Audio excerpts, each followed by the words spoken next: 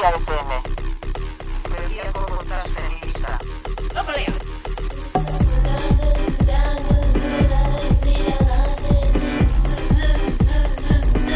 Berria FM.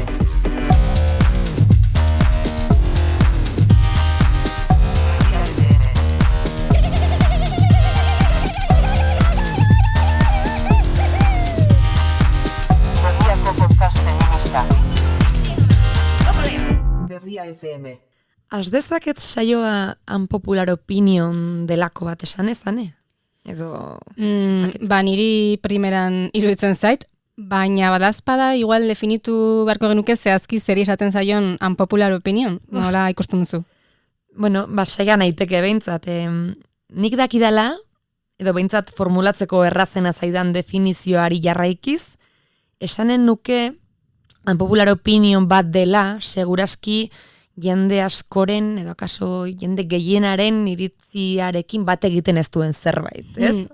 Oroar. Bai, eta gian lotxa ematen diguna kontatzeak, edo? Bueno, izan liteke, baina egia da azken aldi hontan, eta hau nire kontrara izanen da igual, baina sumatzen ari nez, jendeak unpopular opinion ditzen diola beste edo zer gauzari. Ez dakit guaia ere baden orain. Ez direla hain unpopular orduan. Hori da, baina bueno, bai. Vale, bueno, sin más, badazpada bai, hori da, ingelesezko maileguekin, bueno, badakizu. Bai, eskertzen dizu gainera, ze kontu zibili beharra dago bestela, ohartzerako beste hizkuntza batzuek, eta zer esanik ez ingelesa, gaztelaniak, frantsesak edo hegemonik horiek, ohartzerako irentsi egiten dute gurea, eta hori ez dugu nahi, beraz, ez, ongi argitua, hori bai. Hori da, baina bueno, esan, zein da unpopular opinion hori? Bueno, nire gaurko unpopular opinion da, posten naizela, benetan posten naizela, isa sare sozialean segitzen dudalako. Bai? Bueno, ez dakite unpopular den, edo bueno, ez, ez, baina datu eman nahi nuen, igual hori da, ez da. Poz asko ematen dizkizu sare sozialak. Ez pentsa, kontrako iritzi asko ere baditut, noski plataforma horren kontrako ideia asko ditut barrenean, baina kontua da, posten naizela, ze berriz ere, sare sozial horretan aurkitu dugu, amo bat Berria FM-erako. Bai, alakoak bai ematen dizkigula tarteka, bai esan behar dugu. Eta honakoan gainera pankarta bati esker, izan da? Bai, izan da, aurrena pankarta bati esker, eta ondotik isa sare sozialari esker, bueno, plataforma edo euskarri honi esker helarazi zaigulako, iritsi zaigulako, bueno, pankarta hau, zehazki. Baina, zer dio, pankartak irakurriko dugu, edo esanen dugu? Bai, hitzez honakoa dio. Inoiz ez da berandu boiera izatea erabakitzeko. Esan bezala pankarta batean idatzirik zegoen, eta esanen nuke txosna batzuetan zintzilik. Bai, txosnetako horma batean, dagoela dirudi, olana horietako batean itxasia, dago pankarta, edo hori da ikusten duguna behintzat txioaren barrenean dagoen argazkian, ez da? Dena dela pankartak dakarren mezu hori zertan ezkutatu, askotan irakurri dugu dagoeneko, ez da lehenbiziko aldia. Bai, izan pankartetan, kamisetetan, hormetan pintatuta, ez da lehen aldia ez. Eta pentsa ze, ala eta guztiz ere, mezuak bati baino gehiagori eragiten dio harridura oraindik ere. Argitu dezagun hori da, justu, sare sozialean txio batean aurkitu duguna. Mezu horrekiko halako zalantza adirazi duen norbaiten iruzkina da. Zehazki, hemen duguna. Gizon batena esanen dugu zalantzarik bazegoen. Bueno, ze egia da, une baten pentsatu dut, esan beharko genuke erabiltzailearen izena ere, ez, abildua ez dakitzer, ia zer den, esan beharko genuke, bueno, bada ezpada, deidi ez aiogun, izen fiktizio batekin igual, esaterako, demagun makin dela, ez? Baina argituko dugu eta importante da profila trazatzeko, argituko dugu litekena dela makina hau gizon fisa izatea behintzate, eta hori esan behar da. Litekena da. Eta zer dio makinek? Txioan berean pankartaren irudia erantxita gainera? Audio. Errespetu osoz galdera. Erabaki egiten da? Alegia, makinek dio, edo ere galdera da, ea erabaki ote daiteken boiera izatea edo ez izatea, hori da asuntua. Eta oraingoan makin izan da, baina horrelakorik ere irakurri izan dut lehenik ere nik, Bai, eta baita nik ere, batzuek itxura denez badutelako kezka hori, ez? Nola ari dira hauek esaten boiera izatea erabaki daitekela eta garaiz dela erabakitzeko. Eta interpretazioa aixe egin dezakegu guk gainera, arira zalantzan jartzen hori egin daitekeenik, ez da, posible denik. Bai, eta bueno, Txiorrek erantzun asko zituen, baina hoietako batek bereziki grazia egin zidan, esaten zuen, badela jendea dagoeneko heldua denean erabakitzen duena fededuna izatea, izan daitekeela antzeko zerbait, eta bueno, ez dakit alderaketa oso zehatza den, baina tira, grazia egin zidan. Bai, grazioz, esatekoan nintzen, egia esan, hasieran aipatu dugun lehenbiziko txio horrek, jaso zituen erantzun mordoska bat, nahiko kolpez gainera, eta justu aipatu duzun, hori da, igual jasotako, ez dakit, atseginena jatorrena, ze beste batzuk. Bai, ze pankartaren kontra gehienak, ez? Esan nahi duzu. Bai, eta esan nahi dut, bai, aipatu nahi nun hori gertatu zela, ez ditut hemen denak irakurri nahi, bueno, ez dut irakurri nahi, mezu hoiek zer zioten, baina soilik esanen dizut, batzuek, itxura denez, hor, aurkitu zutela, zirrikitu bat, esateko, salatzeko edo kexatzeko, ze uste dute orain badela mugimendu bat erabaki duena ez ugaltzea eta defendatzen duena ez ugaltzea eta hortaz gizartarekin amaitu nahi dutela, pentsa. Araño iritsi zen konversazioa, nila galdu nintzen. Nik galdu nuen. Pasoia hortaz benetan, osea, aski da.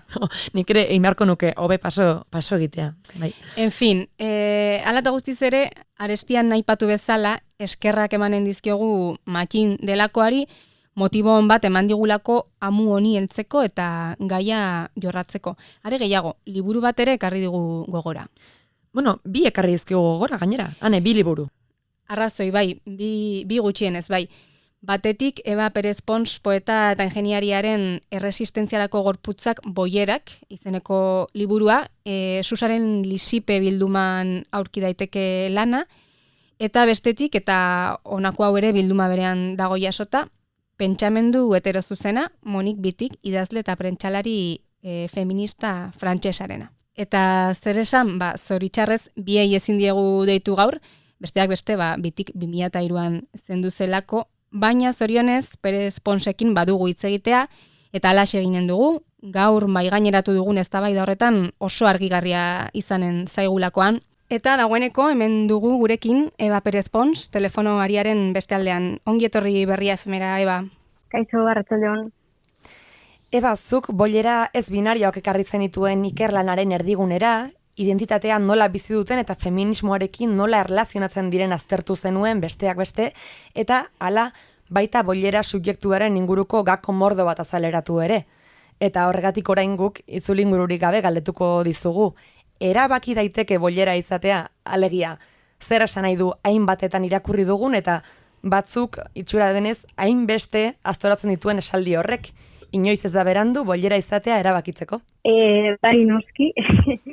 Bai, hemen gakoa litzateke, igual natural eta biologiko bezala ulertzen dugun edozer, zalantzan jarri daitekela ulertzen, ez? Zure pertsona aukera guztietara zabaltzea, eta hori praktika eraman nahi duzun edo ez, erabakitza posible dela. Eta da nola baitere, subjektuari agentzia emotea. Eta ere, beste modu batera igual, eraplanteatzea, zergatik erabakitzen dugun gauza bat, edo zergatik gustoko dugun gauza bat, eta zergatik ez, ez? Edo zergatik desiro dugun gauza bat, eta zergatik ez. Eta pizka bat horren bueltan hausnartzea, eta igual, praktikan eramaten duguna, zergatik egiten dugun, benetan nahi dugulako, edo jatorriz ezarria zaigulako, ez? Eta pizkat hausnarketa hori pizteko. Zure lanean esplikatzen duzun moduan, Eba, boiera hitza gainera ez da lesbianaren baliokidea, boiera ez baita harreman sexu-afektibo jakin batzuk dituen emakumea, edo ez soilik hori, desira sexualetik harago doan zerbait da, alegia, identitate politiko bat da. Zer da bada boiera subjektua, zerk definitzen du? Bai, igual ez zer erantzun baino lehen, liburuan bai agertzen da olako desberdintasun bat boiera eta lesbianaren artean, eta aurkakotasunek igual gatazkak eragin dezaketelako, bai esan nahiko neuke terminoen arteko bereizketa hau gaur egun Euskal Transmaribiboio mugimenduaren testuinguruak kokatu behar dela, eta batez ere dela esentzialismoaren eta politikoaren arteko bereizketa egiteko erabiltzen den terminologia, ez? baina beste testuinguru eta garai batean, bagian ez direla hitz hauek erabili. Adibidez, bipin lesbiana gaur egungo boieraren parekoa izango litzateke, eta horrela ere izendatu behar da, berak horrela izendatzen zuelako, ez? Eta, bueno, gaur egun igual batzuei lesbiana izan motz geratu jako, eta horregatik boiera hitza erabiltzen hasi gara, baina uste dute azkenean beste borroka batzuetan nere gertatzen dela, ez? Azkenean hitzak motzak geratzen zaizkigula eta beste hitz batzuk sortzeko beharra daukagula gure hitzen propioak azaldu ahal izateko, eta hor ere dagoela hizkuntza bizirik mantentzearen zera hori, ez? Eta ja azalpen hori eman da edo, niri igual boiera definitzea errazago egiten jata, zer ez den horretatik abiatuz, izan daiteken horretara heltzeko, ez? Eta nik uste dut badela igual sexualitatearekin ez bereziki zerikusia duen zerbait, hau da, izan daitekeela sexu eta genero bitartasuna hausteko estrategia bat, ez dagoela genitalitatearekin bat ere lotuta, eta gero, eta nik hemen jarriko neuke indarra, badela harremantzeko forma bat, ez? Gaur egun ezagutzen dugun familia eredu nuklearrarekin hausteko, eta baita ere laguntasun ereduarekin hausteko. Eta nik uste dut Euskal Herrian zehazki laguntasunaren eremu horrek pisu handia hartzen duela kuadrillaren tradizio hori dekogulako.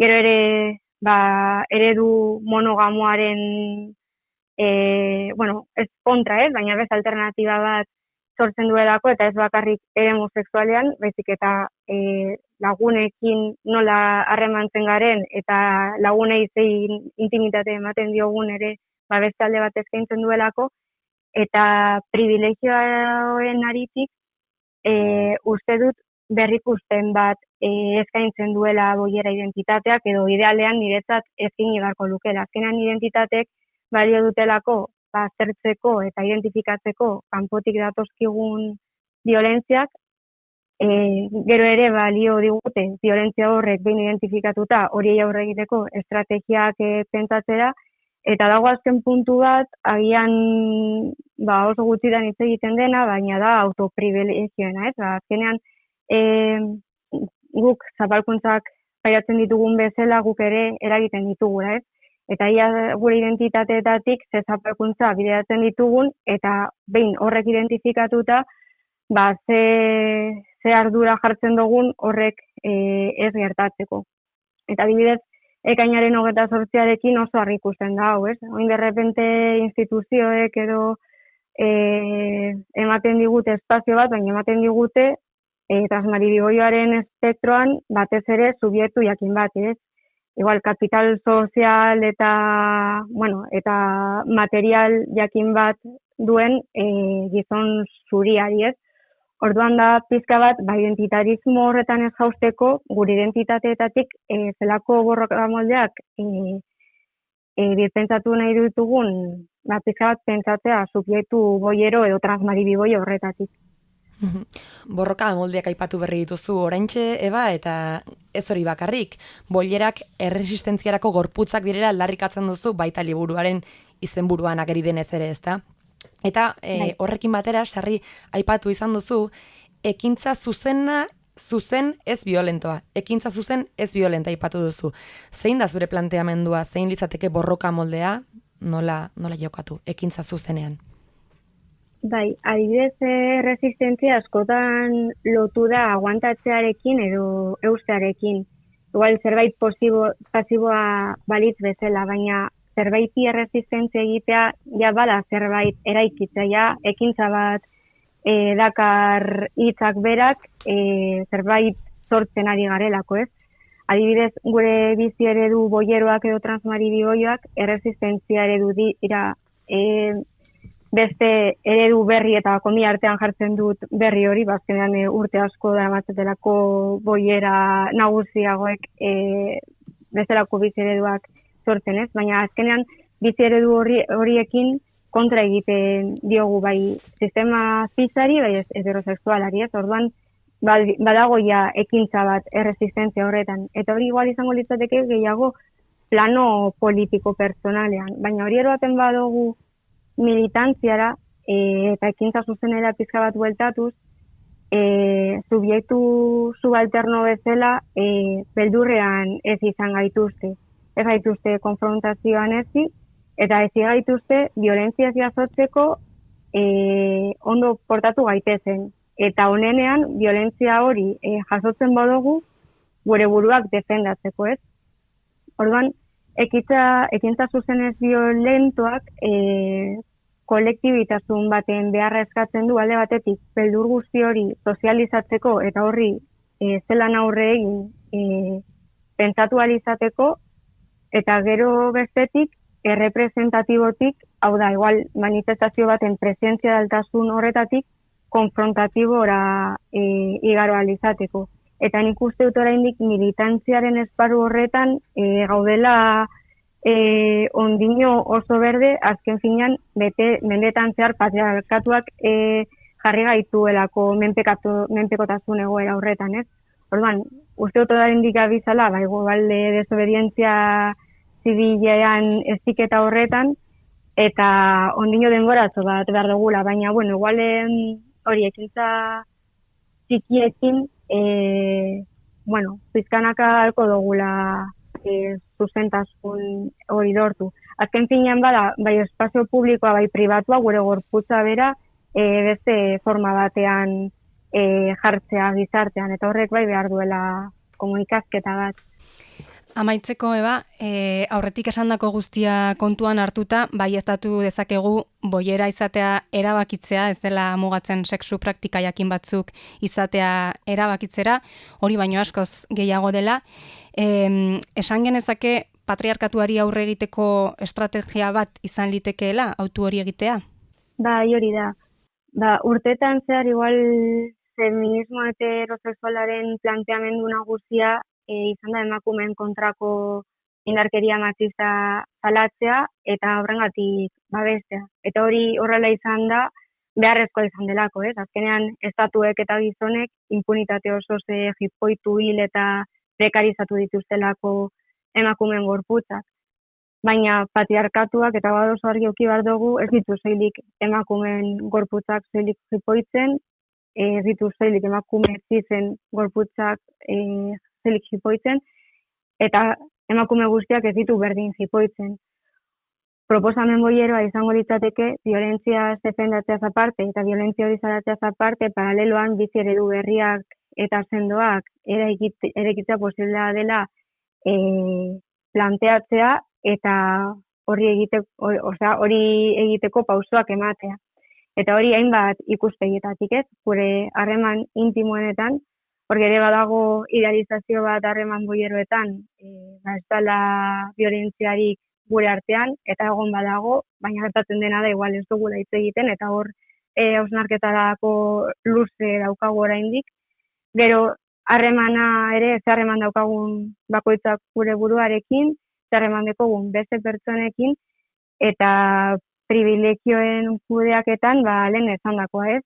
Non kokatzen garen privilegioen eraikin horretan, azken finean denok zapaltzaile garen bezala, zapalduak ere bagaelako, ez? Egun testua eta lekua, igual izango gara pasiboago edo aktibago, baina denok ditugu rol guztiak. Eta guztia horiakin da, azpiegitura ez dugula guk kontrolatzen, eta oso baldintzatuta gauzela goitik datorkigonarekin. Eta hori da hain zuzen ere, igual performatibitateak proposatzen diguna, ez? Sistemak dituen arrakaletatik bide egiten saiatzea. Alde batetik egongo litzateke determinismoa, horrek planteatzen du azpiegitura sendo bat dagoela eta hortik ezin garela atera eta bardindu zer egin denak jarraituko duelako bere horretan. Gero kontrako aldean egongo litzateke voluntarismoa, esan nahi dauena, azke garela edo zer egiteko eta ezagoelako inolako azpiegiturarik eta performatibitatea bi horien artean kokatuko litzateke, eta da hori arrakaletatik zelan mugitu eta hortik zelan egin bizitza bizigarriagoak. Eta hori ze. Ederki, Eva Pérez Pons, Resistentziarako gorputzak boierak liburuaren egilea, mi esker gure galderei erantzuteagatik eta, kontzeptu eta ideia hauek argitzen laguntzeagatik. Zuei, mi esker. Eskerrik asko, Eba, gero arte. Aio. Agur.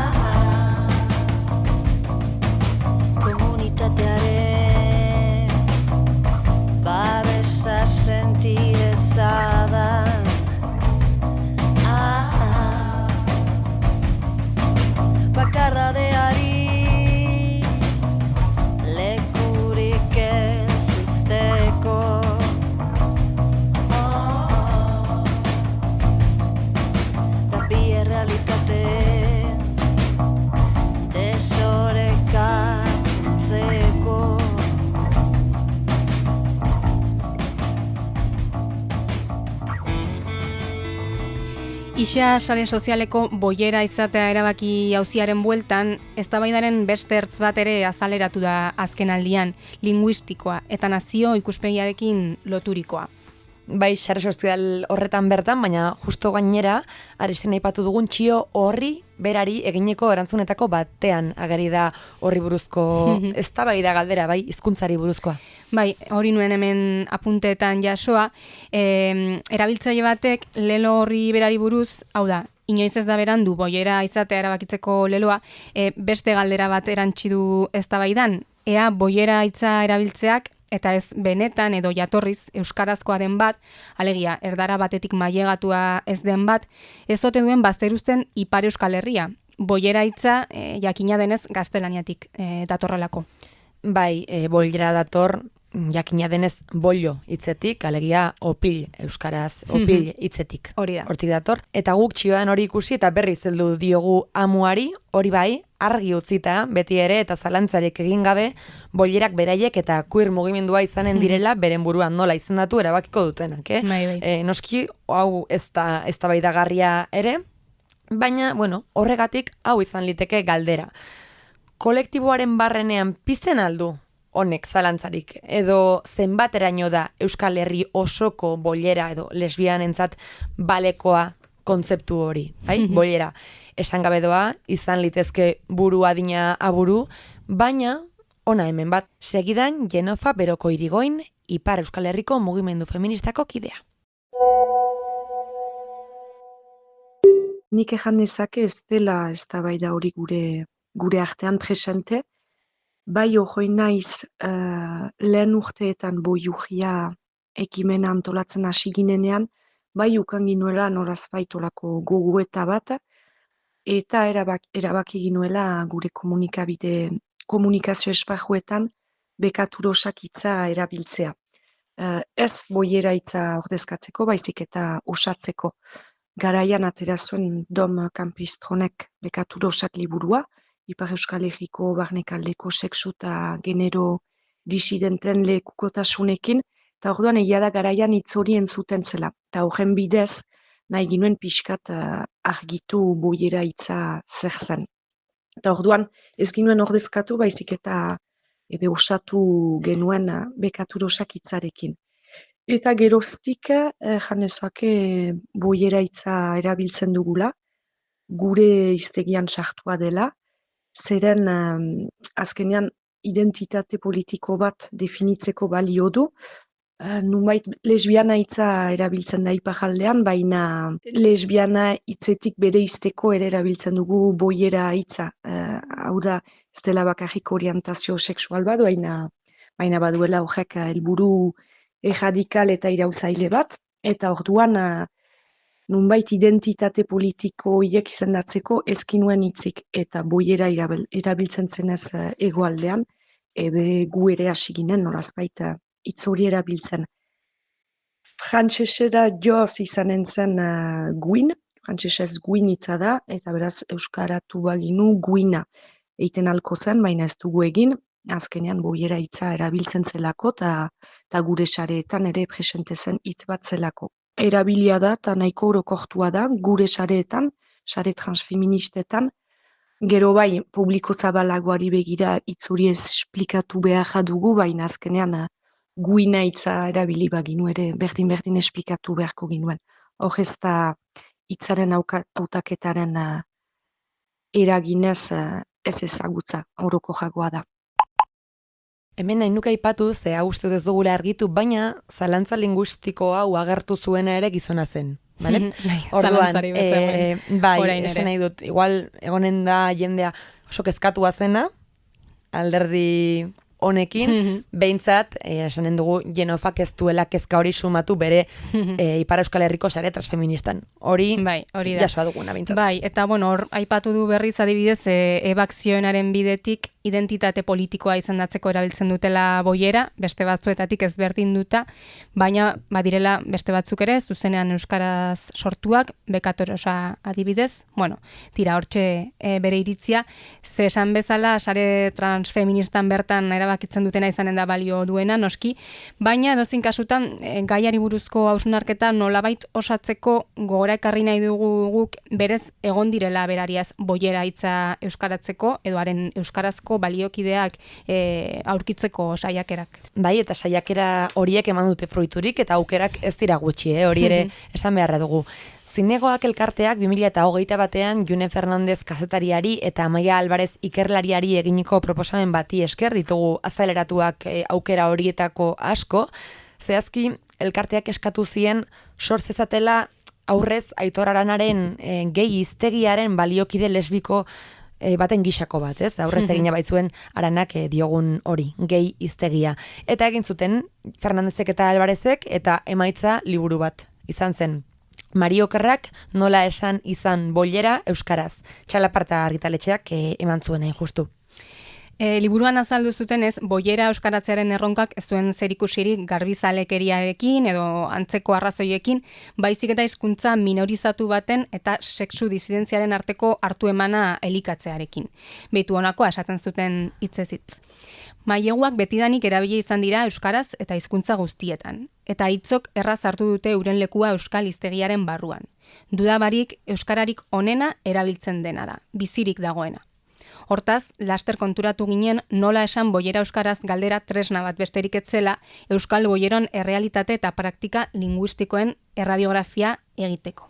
Hori esaten zuten, alegia, egitasmoa eztabaida bera eta lenguaia elikatzera etorri zela, nolabait. Gainera, proiektuaren abiapuntutik utxune nabarmen bat aurkitu zutela kontatu zuten, hiztegira jo eta desoreka handi batekin egin zutelako topo. Ze euskaltzaindiaren hiztegiak adibidez onartzen du marikoi hitza, baina ez ordea boiera edo antzeko aukerarik. Soilik marimutilen sinonimoak onartzen ditu, esaterako mariaker edo marimotraiu. Hori kontatzen dute liburuan, eta Elujar hiztegiaren kasua ere azaltzen dute. Hiztegi hortan marikon hitzarentzako hainbat aukera proposatzen dira, baina aldiz boiera edo tortillera hitzen kasuan lesbiana, besterik ez da gertzen. Bueno, utxune horren aurrean euskal boieren edo mariokerren glosategi bat osatu zuten, zinegoaken webgunean ikusgai dagoena, por cierto, eta hiztegiak biltzen dituen hitz bakoitzan nondik datorren ere azaldua dator. Ze adibidez hitz batzuk euskaraz bizi den jendeak lagun artean sortutakoak dira, edo beste batzuk proiektuko parte hartzaileek proposatutako neologismoak eta bar. Eta bar luze bat dugu bai, eta horregatik gaur lagin bat.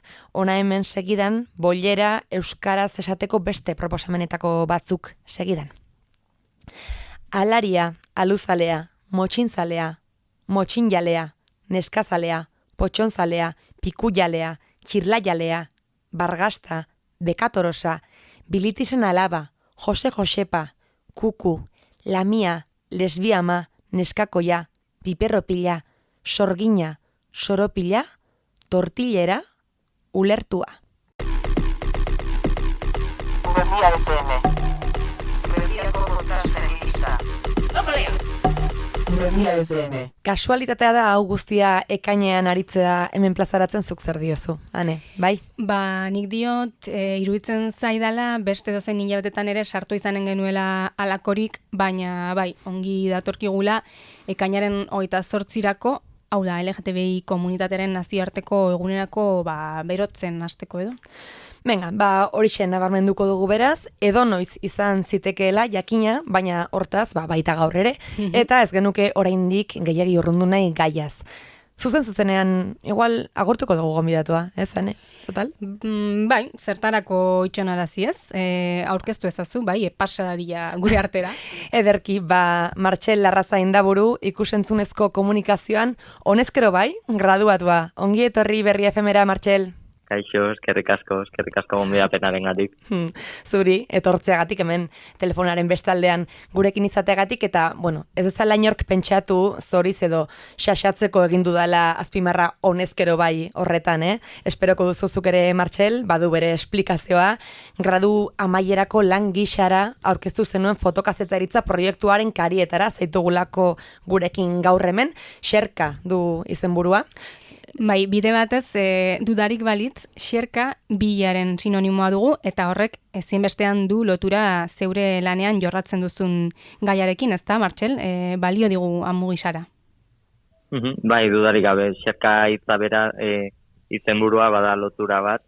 Honekin erreferentzia egin nahi izan nion, orokorrean edo zeinentzat, ez? Baina kasu honetan, testuinguru honetan, herrietako LGTB jendearen kasuan, norbere bizitzako aurkikuntza edo onarpen prozesu horri ez, eta prozesu horretan, bilaketa horretan agertzen zaizkigun sensazio komun hoieri ez.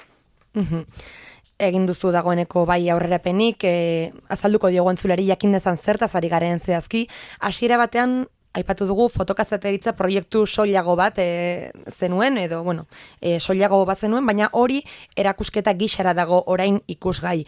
Herri-herriari zara ura bistaratzen, eta horrekin batera baita hitzaldiak ematen ere.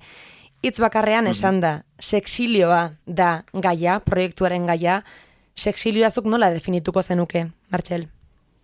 Bai, zuk erranduzun bezala, fotokazetetaritza lan bezala sortu zen, eta hor, kasik nahi gabe, oiko definizio bat eman bar izan zen, eta horren arabera, nik sexilioa definitzen dut, bere genero identitate edo sexu orientazioa dela eta jasan duten zapalkuntzaren gatik, euren jaioterritik alde egin behar izaten duten landa eremuko LGTBI pertsonen migrazio behartuari. Kurioski, Hemerotekan arakatu eta jakin dugu podcast batean aditu zenuela estreinakoz sexilio hitza, hain zuzen, eta piztu zizun zerbait barrenean, ezta? Zer pentsarazi zizun? Bai, hori da. Guain enaiz oroitzen seguru non aditu nuen, baina bai oroitzen naiz sensazio hori, ez? Aditu nuenean, sobera jakin gabe zertzen gainetik ideia bat ematen dula hitzak berak eta hor zerbait biztu zidan segituan izan zelako irekitzia ezagik guain arte kontuan hartu gabeko bide bat, ez edo termino bat ezagik zenbateraino nintzen kontziente inguruan eta nik ere pertsonalki ze bizipen izan ditugun eta ditugun gaur egun ere gai honen inguruan, ez? Beti existitu direla historia hauek, sexilioa beti existitu dela, beti egon dela jendea kanpora joan dena, edo urte luzetara etorri dena, edo kanpoan bizi den hori, baina sekula ez direla kontatu euren historioak, ez? Eta hortik dator pixko bat. Beitu, bota duzu orain, zenbat jendek egin izanen duen alako mugimendurik, besterik gabe nahi nuke animatu entzulea pentsatu dezan, ezta? Seguru alako adibiderik duzuela inguruan eta akaso etzenioten arrazoi bati egotzia mugimendu hori, baina izanen du loturarik orain aipatzen dugun sexilio honekin, ezta? Denek dugu, norbait, inguruan, hurbilxeago edo urrunxeago, baina badugu. Kontua da, Martxel, zu, lana abiatzea erabaki zenuen, hasiko zinen bilaketan, eta azkenerako Euskal Herriko landaremuko 5 pertsonaren testigantzak eta argazkiak bildu dituzu lanean, aipatu dezagun paisaiak ere badirela protagonista nabarmenak erakusketa horretan, argazkietan ikus daitezke, eder egia esan da, kasu askotan, baina orain bai, alabeharrez podcast formatuan, audio formatuan, komeni zegulako ere bai, hitzei nahi genieke batik bat orain erreparatu. Jakina, entzumena erabilita. Zuk erakusketan idatziz jaso dituzun testigantza batzuk, ahots goraz lehituz jaso ditugu gaur entzulei helarazteko.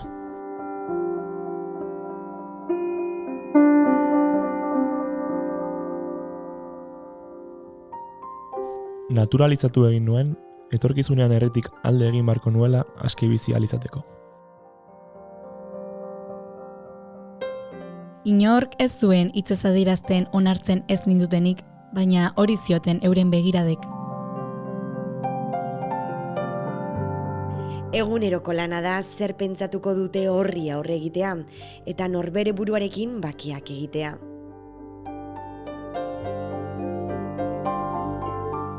Hogeita hamairu urterekin kanporatu nuen, hainbeste urtez neure buruarekin izan nuen barne borroka. Pertsona bakarra aski da, herri oso bat askatzeko.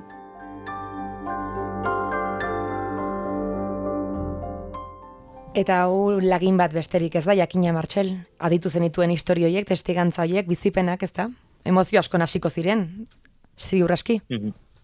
Bai, dudarik gabe, hau lagin bat da, eta bueno, komunitateari, LGTB komunitatearen inguruan ari garenean, lagin txiki bat da, dudarik gabe.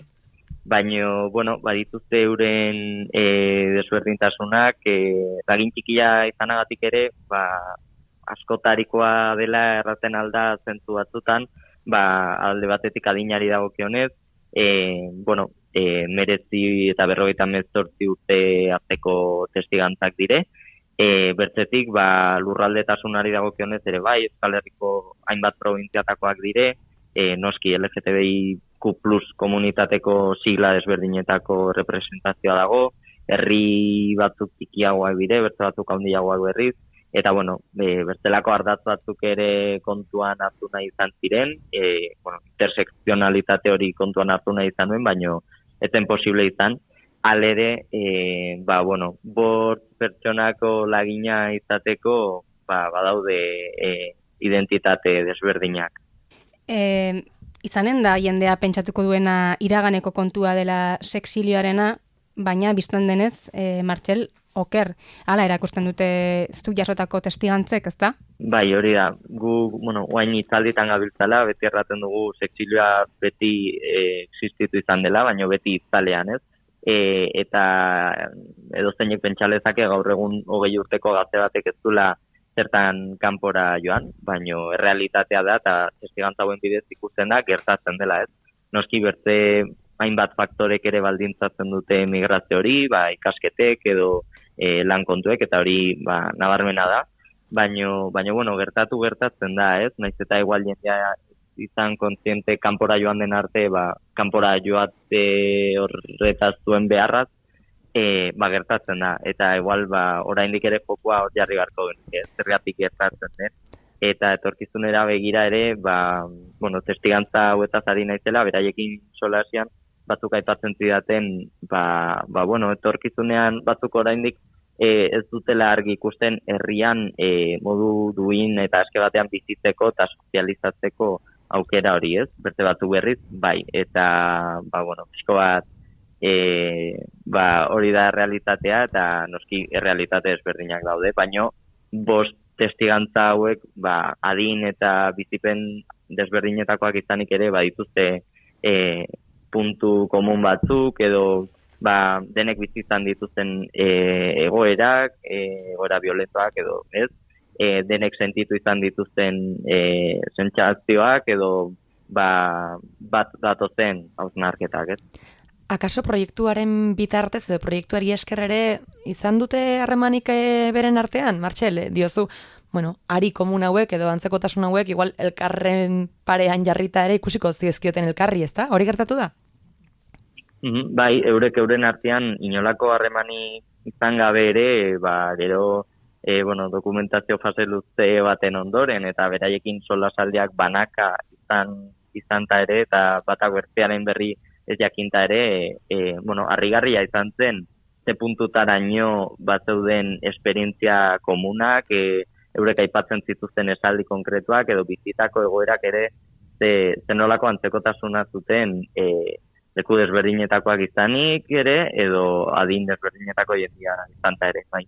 Lehen aipatu duzu batzuetan ez direla horretaz kontziente, baina norberak erabakia izanik ere eta kontziente ez direnean ere sexilioa oroar erbesteratze behartua da. Disidentziek erabakia hartu bitartean eta are behin erbesteratu ondotik ere sarri izanen dute barne gatazkarik eta zer esanik ez sufrimendurik. Hoiek azaleratzea da kaso egiteko importanteenetako bat? Bai, dudarik gabe lan honek badu helburu nagusi bat eta da herrietan, zehazki, kasu honetan, Euskal Landaremoan, Euskal Herriko herri txikietan, zer egoera dauden aztertzea, pixko bat LGTBI nortasunak ezagutzea, euren bizipenak jakitea, eta hortan sartzen da, noski ere, hor sartzen dire ere, bizi daitezken diskriminazio egoera gaur egun, oraindik ere, eta gero, ezagutza hori, transmisio lan hori egitea, ez? Pixko bat aurre iritziei, okerreko estereotipoei aurre eginez, eta orokorrean, noski, ikusgarritasuna emanez, baina naiz eta kasu honetan fokua herrietan jarri den, helburua ez da izan, hiriak idealizatzea, edo herriak demonizatzea, ez alderantziz ere, egoerak desberdinak izan ez dire, noski, hirietan, baino bai dudarik gabe helburuetako bat bada ere demostratzea edo saiatzea adierazten herriak ere bizigarri izan daitezkela noski. Izan ere, arestian entzun ditugun testigantzetako batek, azkenerako gorde dugun horrek honela zioen, ezta? Persona bakarra aski da herri oso bat askatzeko, dio lekukotasunetako batek. Eta kaso horretan, esaldi horretan Martxel izan daiteke esperantza ezpia, ez, ikusteko aukera. Arekin aldarrikapena baitakarzuk ederki esan bezala, LGTBIQ+ kolektiboko kideak bizi daitezke herrietan, baina jakina horretarako behar dira bizigarri, bihurtu, oraindik ez badira, ez da? Bai, hori da, eta esaldi horrek, lekukotasun horrek aipatutako esaldi zehatz horrek haunit markatu ninduen ni, eta proiektua berare bai errango nuke, azken finean egia da, ez, eta hala demostratzen dute proiektuan parte hartu zuten 5 pertsona hauek, eta baita ere orain hitzaldiak ematen ari garen honetan, joaten garen herrietan ere parte hartzen ari den jende horrek, ez, kasu batzutan gutxi dire, baino espazio seguru bat eta polit bat sortzen da bertan, eta eurek ere demostratzen digute, eurek herrian bizi direla, bizi daitekeela, noski badaudela erronkak, eta proiektu honen helburua da erronka horiek azaleratzea, dudarik gabe, eta mai gaineratzea, baino badaudela, gaudela, eta bizi daitekela bertan, eta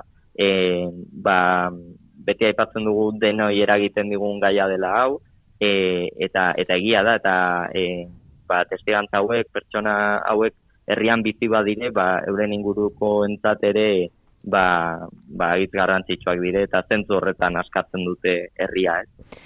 Izan ere askotan, zapalkuntzak sufritzen dituztelako alde egiten dute batzuek, eta zapalkuntza horiek askotarikoak izan daitezke, batzuetan, pentsatzen dut zuk ere testigantza hauek jaso dituzunean Martxel sumatuko zenuela, igual ez da, esan dezagun eraso fisikorik, edo ez da ere hitzezko eraso zuzenik, baizik eta ez dutela toki batean aurkitzen beren ikuskerarekin bat egiten duenik, ez? Edo falta dituztela berdin erreferenteak, giroak, arnasguneak, ez? Komunitaterako, diozun horrekin badu ikustekoa, ez? Askatu persona batek, norbere burua den bezalakoa agertuta, inguruari lagunduko dio zuzenean. Horrekin du ikustekoa igual?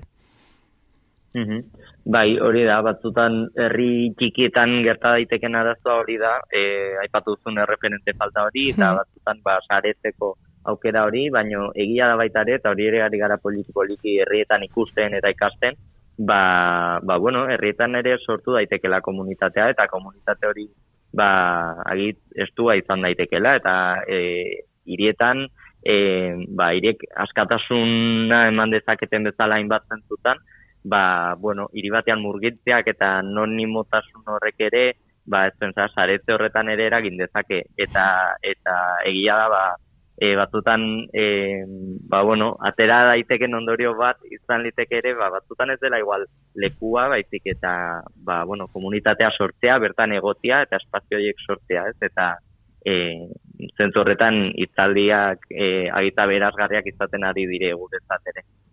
Sumatu duzu jendeari barrenak mugitzen dizkiola gainera, ez da? Jendeari mugitzen zaizkio barrenak aditzen zaituenean, hori okerratzen naiz Lide Egilazak kazetariak eginiko elkarrezketaren lerruburuak hori zioen, ez da? Sumatu duzuela hori. Bai, dudarik gabe, eta hori hauniztan aipatu digute, igual kontuan hartu gabeko hausnarketak, momentuak, sensazioak bizten dituela, ez ateratzen ditugu hainbat gai, denetan sakontzeko aukerarik ez dugu, baina guk uste dugu gai horietako baten batek edo hainbat gaiek bizten dutela norberarengan zerbait, oroitzapenen bat, sensazioren bat, eta hori denek erran digute, eta ez soilik LGTB komunitateko jendeak noski, baina baita ere bertzelako jendeak hitzaldean egon denak, eta bere zentzura eramanez, pentsatzen dut, eurei ere zerbait mugitzen diela, eta hori aberasgarria da edozeinentzat bai.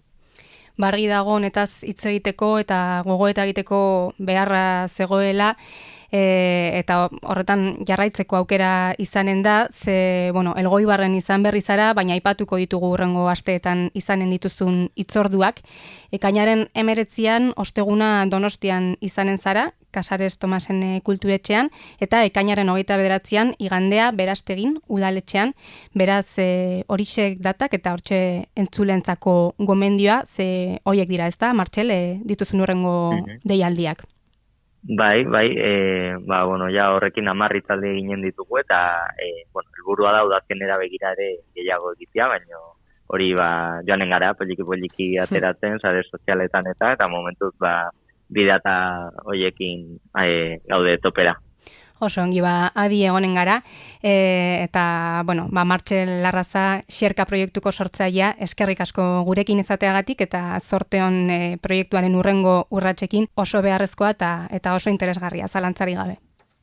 Bai, eskerrik asko zuei aukera emateagatik, gai honen inguruan edabideetan ere solastu ahal izateko. Eskerrik asko. Mi esker Martxel, izanen gara. Aio. Agur. Berria FM. Berriako podcasten gisa. Berria FM. Jose luze segitu genezaken batetik Martxelekin hizketan eta bestetik baita oroar sexilioaz eta haren bueltako kontu, ez gai potentea. Oso, baina kontua da, harin atzaioela tarteka, zeharka, erlojuari begira, Lara kontuan duen, atzera kontaketa ez da, baina erlojuari begira, minutuak kontatzen dituen horri begira, eta zer, behintzat aipatuko dugu ekarri dugun kontuetako beste bana, zuk bat eta nik beste bat, eta bai.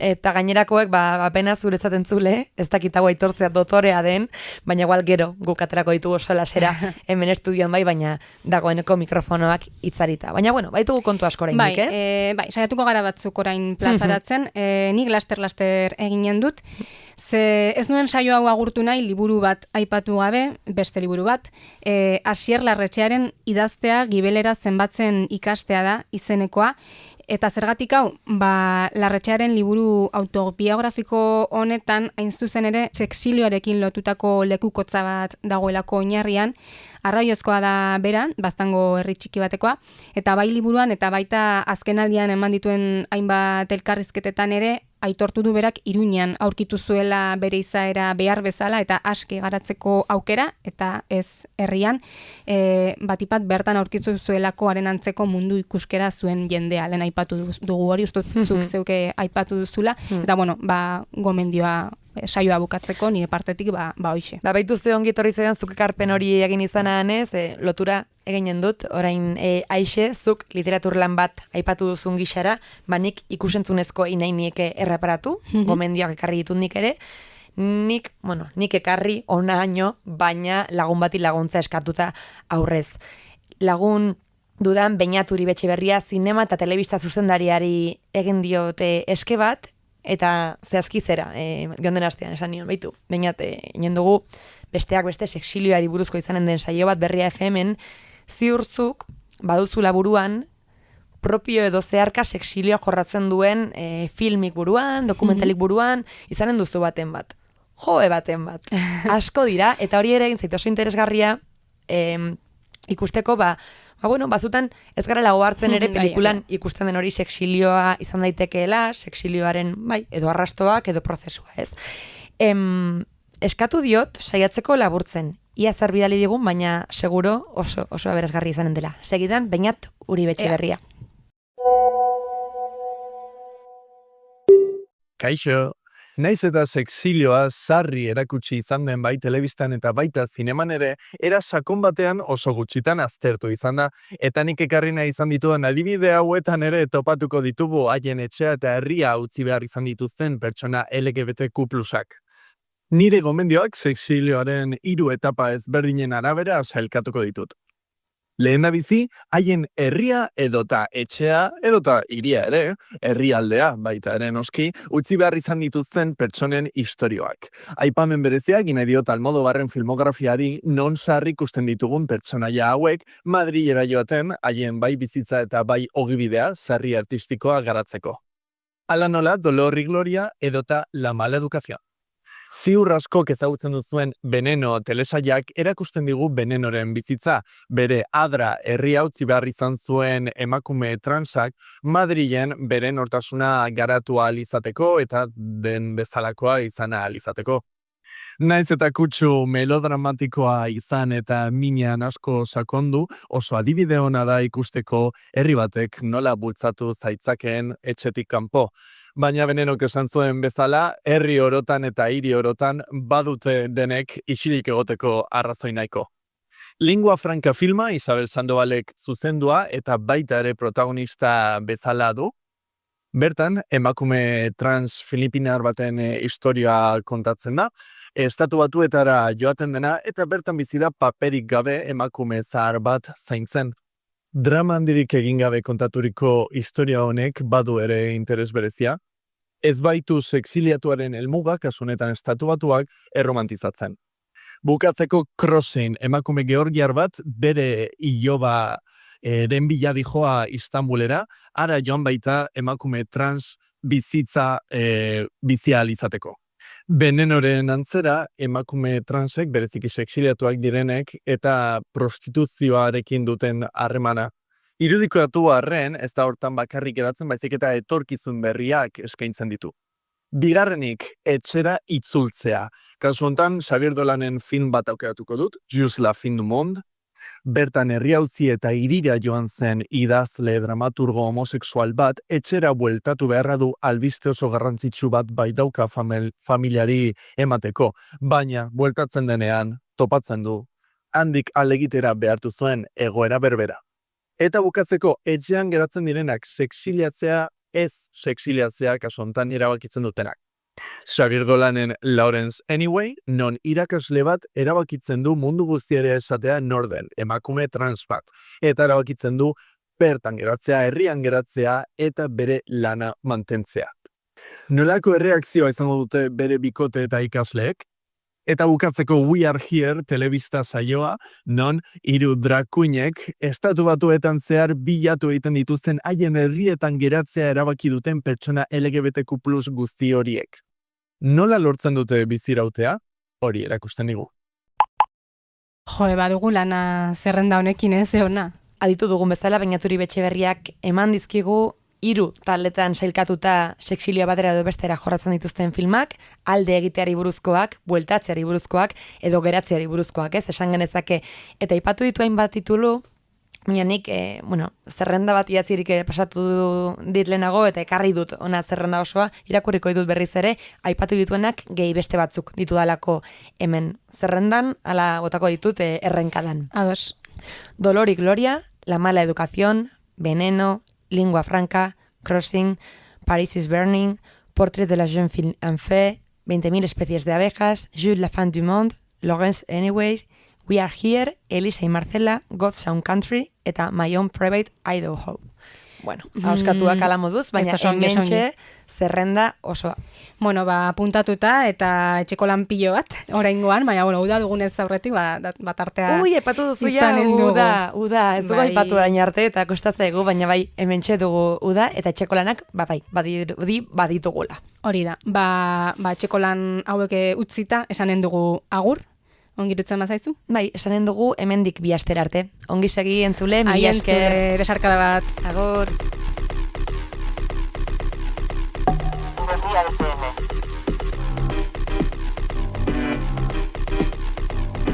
Berriako podcasten irista.